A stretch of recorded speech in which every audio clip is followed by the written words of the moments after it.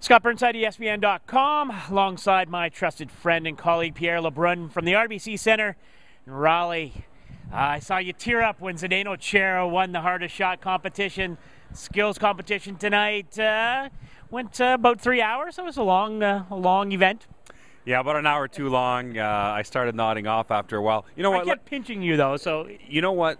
They tried. I mean, these players are trying to put on a show, and parts of it were fun. And you also have to remember who the audience is. I know that there are kids all over the world that absolutely love this stuff. I know I did as a kid, so it's easy for us to sit there in the press box. We didn't even pay for a ticket, and to criticize that we find it boring, but I did. It's very, very big of you, my friend, to to admit that, but also to acknowledge the fans. And I thought it was interesting. This place was looked to be sold out. Certainly a jam-packed arena tonight. Seemed to be really in tune to it, and I think you're right. You have to, just have to take it in for what it is. And you talk to the players afterwards, and I was surprised that a lot of them were talking about the trick breakaway competition, the hardest shot, of course, Zdeno Chara winning for the fourth straight time.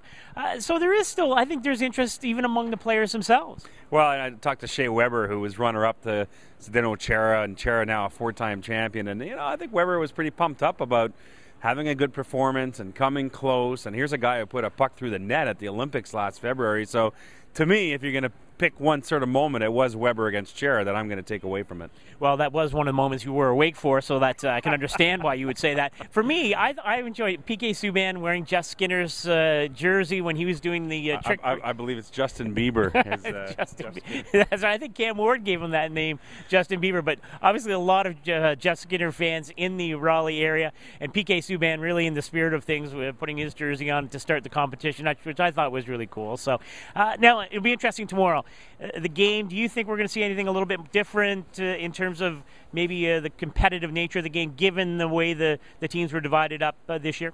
No, I think it'll be the same old. No, I mean, listen, these guys don't want to hurt each other. They don't want to hurt themselves. They don't want to pick up groin injuries at an all-star game of all things. I think the first few shifts for every player will be pretty neat. There'll be a couple of cute plays, and as that game drags on, players start looking at their watch thinking, what time do I have to get home? And hopefully the kids will enjoy it. That's true.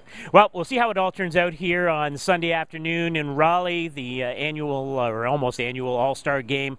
As always, stick with ESPN.com for your All-Star coverage and your NHL coverage in general. For Pierre LeBrun, I'm Scott Burnside at the RBC Center.